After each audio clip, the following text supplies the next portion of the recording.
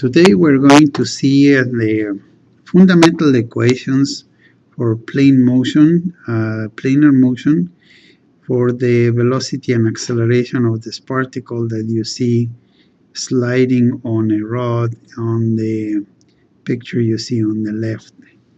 So let me explain to you a little bit more on the problem here. We have this rod. This is the black line, and we have a situation where the let's see, you have, this is the rod, this black line. So this little square is a color that slides on the rod, but the rod is rotating with omega at the same time. It's rotating with omega at the same time. So just imagine if you were in this particle as if you would be infinitesimally small, and you get in there, you will see yourself going along this path but while at the same time turning. So the new position is P. So the question is, what was it necessary for the particle to acquire the new position? I submit that this, in fact, is the change in the R, right? But that was due to two components of motion. One, that you could say that this is like that, is composed of two components of motion. So this would be like r dot, the change in the velocity due to the hold on for a second. I erased the one too many. So let's see. If we fix this,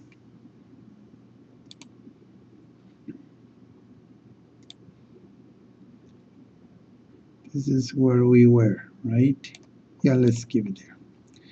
So what I was trying to tell you is that there is, oh no,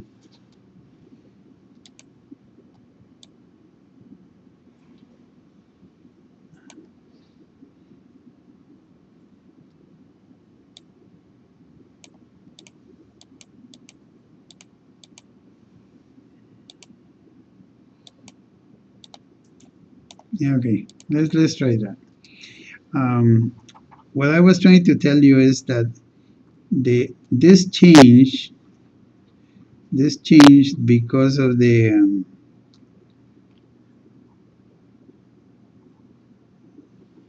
of this change in the r vector, but this is due to the rotation. So if this is like an arc with relationship to the, if this is like just imagine a small change. So this would be r times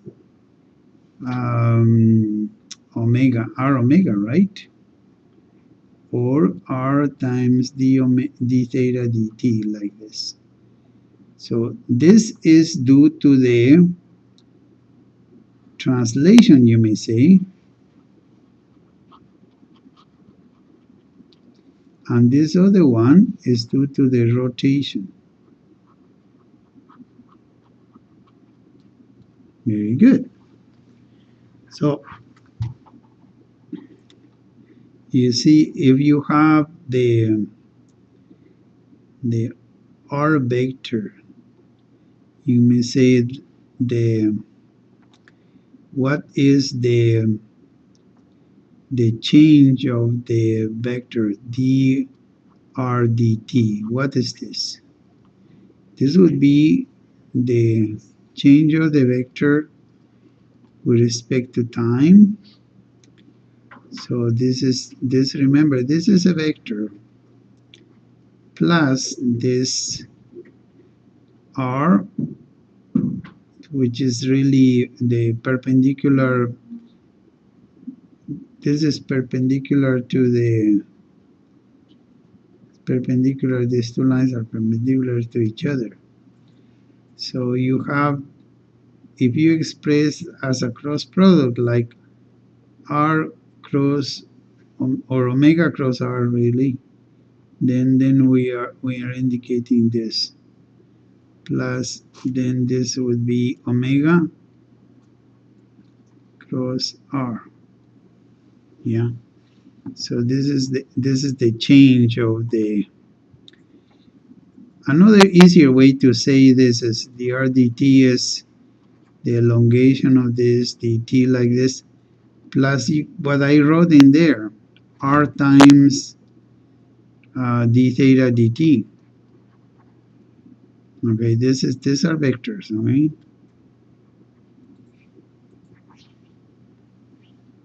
r times d theta dt. But it happens that, yeah, r theta dot or I theta dot, if you want to write it in another way also, this is plus r theta dot like this. The conclusion is that if you express this in vector form and in the cross product form, this is the best way, right there. Okay, so keeping in mind that this vector is this way and that one is like that.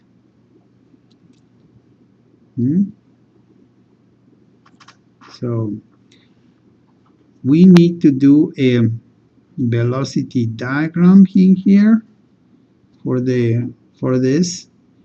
We will do it graphically and we're gonna do it analytically as well. So and here, let's say this is the velocity input. It's actually like the other kind of Cartesian coordinates. So and here we'll go and do this.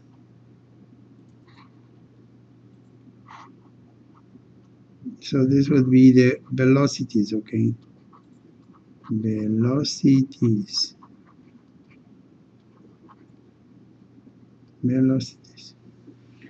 So the velocity here, you have that this is r dot, and you have that this is omega cross r. In reality, the vector, the velocity vector, is the position derivative, and that is going to be the sum of these two.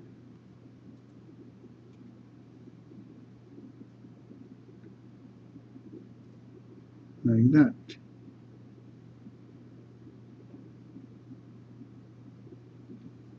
Okay. So if this is the case,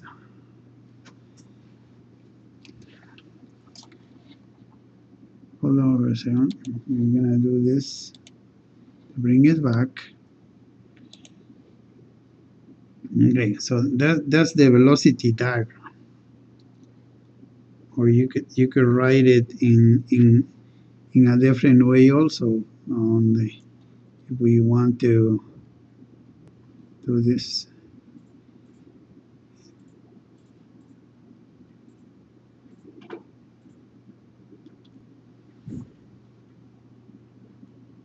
If we want to write it,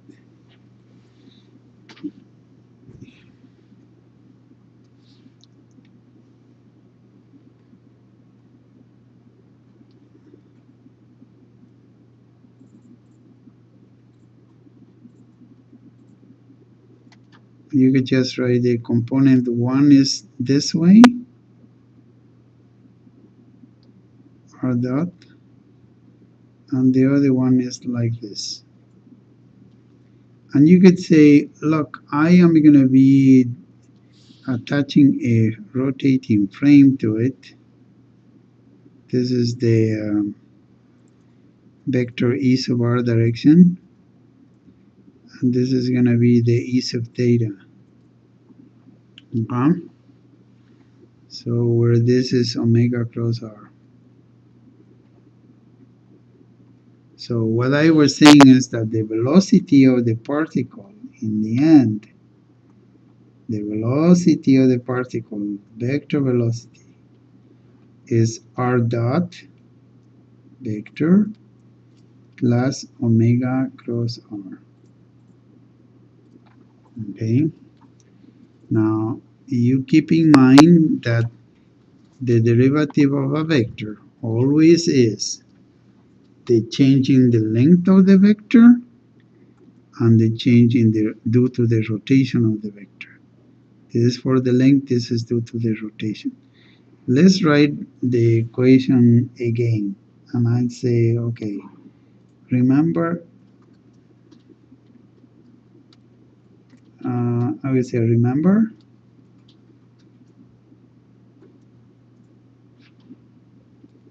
that the derivative of a vector, dr dt, is the change in the length of the vector plus the change of the rotation. Okay, so you don't forget, we can write it down in here. Derivative of a vector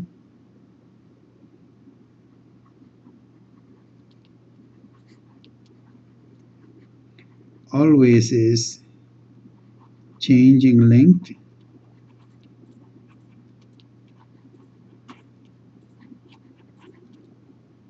and the change in direction.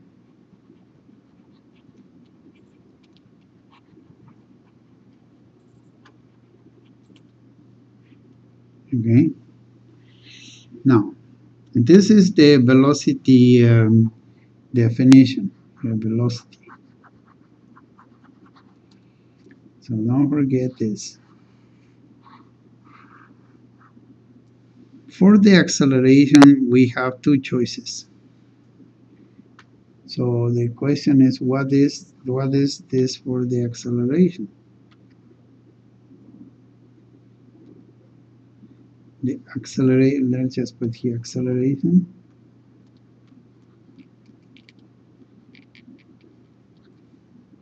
This would have to be, that is the ddt of the velocity, which would be the r dt.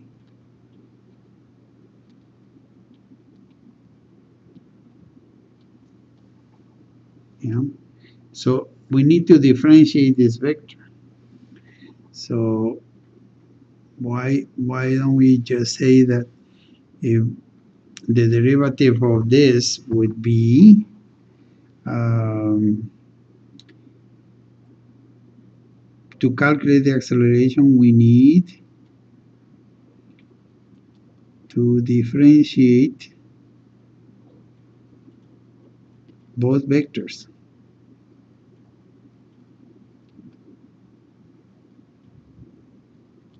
Okay, I would like to see that we do this both ways, in a graphical form, and we do it in an analytical form. We could just derive this expression, that would be the analytical form, or we could just draw the derivatives of each one of the components, and then we do it graphically. I would like to take that approach first. So I'll just remind you what we have in here. Maybe it might not be a bad idea to repeat that over here, as long as I have my diagram in here. How many? Yeah, like this. And we had two vectors, right? we had this vector that is due to the change. This is your r dot vector. And then you have the other vector which uses omega cross r.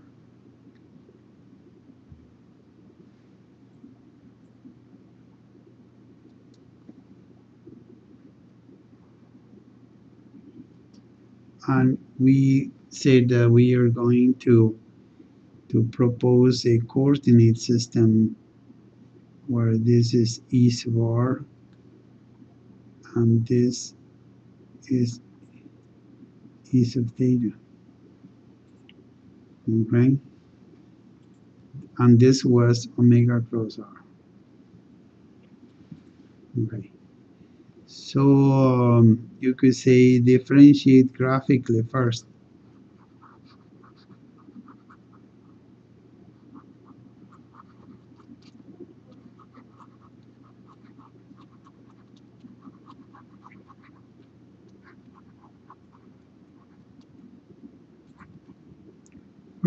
All right.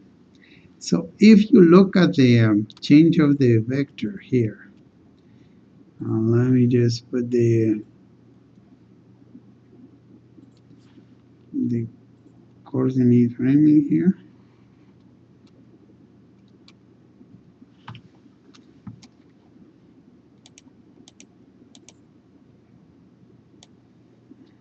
Yeah. So in here, what would be the change of length of the vector this way? It wouldn't be r double dot, right? Like this. But remember one thing, omega is rotating like this. Right? So the entire thing is rotating like this. So this would be as if we attach a frame to the rod and we describe on it the velocity and acceleration. So the first thing would be the elongation of this vector here.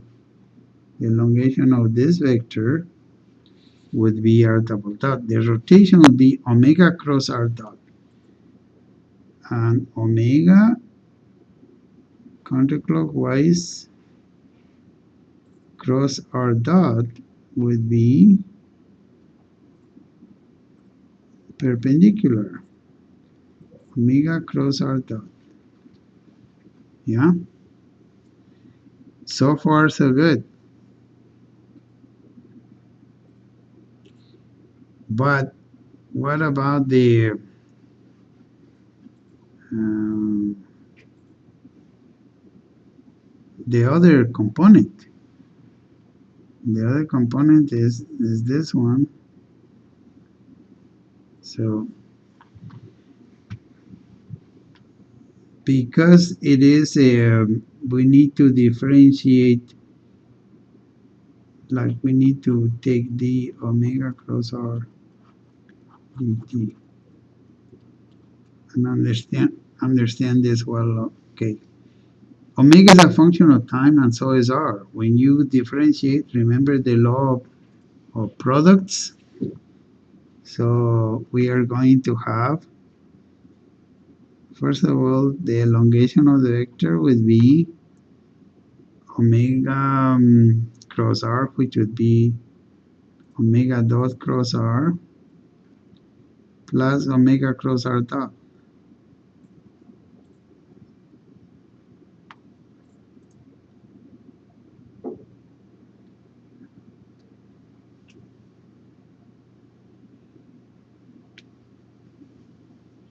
Omega dot cross r plus omega cross r dot. See, these are the two. And then we need to do a cross product. See, omega is out of the board. Cross it with omega cross r. You're going to get this. Omega cross r. If you put your you're going to differentiate omega, which is out of the paper, out of the board, cross into omega cross r dot. So that's what you see in here.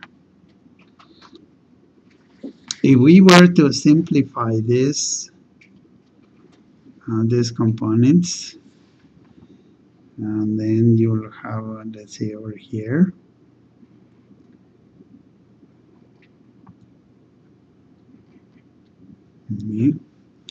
you will have, the first one is the r double dot term. So this is this one, r double dot. Then we have the omega cross r,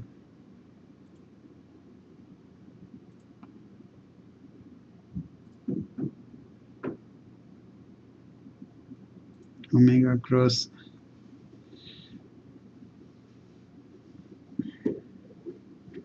See how it is? There's one in here and there's another one in here. So we'll add, this is omega dot cross r, and then the other term in here is going to be 2 omega cross r dot, and this one is going to be omega cross r. So if this is the case, we can conclude this. Therefore, you can conclude that the acceleration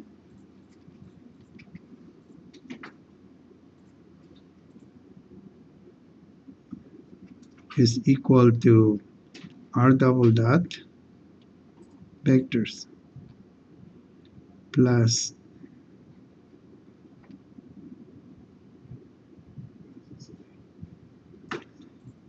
we have this, no,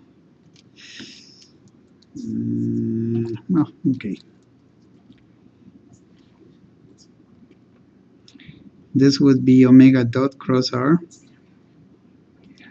plus 2 omega cross r dot plus omega cross r. Let's give some names to these components of the acceleration. One is that this is called the relative acceleration.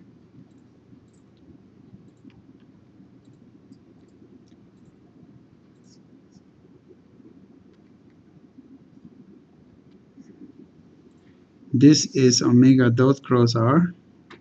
This is called the tangential acceleration. This one is called, to omega cross r is called the Coriolis acceleration.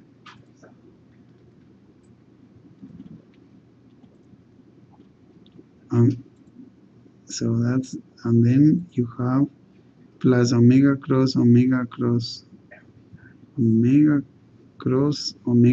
r. So this would be the Coriolis acceleration, and this would be the normal acceleration. Okay. If we write in terms of the coordinates r and theta, you end up with, you would say, in terms of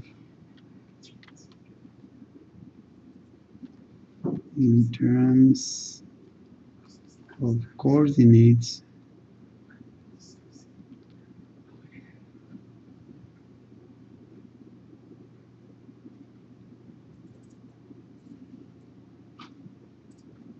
yeah, in terms of the coordinates, you could say that the acceleration is r double dot minus, now we have to put this with the omega squared times r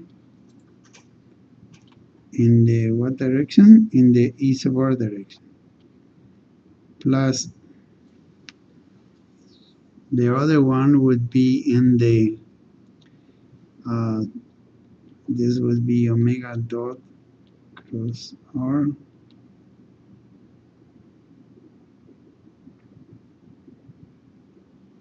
times 2 omega cross r dot.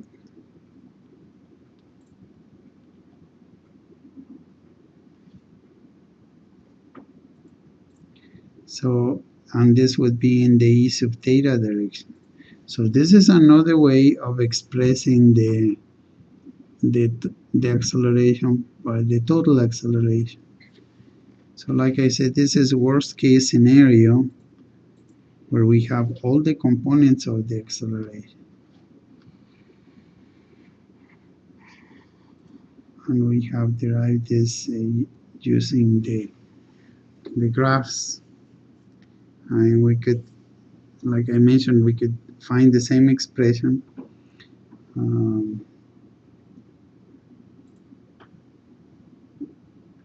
Wait a second, what did I write in here?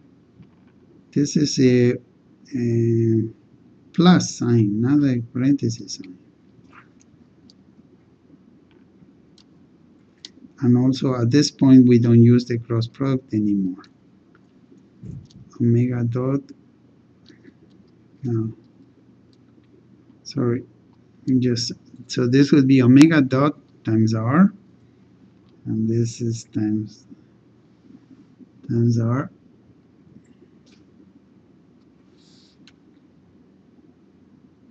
plus 2 omega cross 2 omega r dot. We have the tendency to put the cross because we always operate with product, with vectors, but 2 omega times r. Okay, so these are the equations of motion for the, I mean, these are the equations of the acceleration and the velocity for any particle moving under plane motion.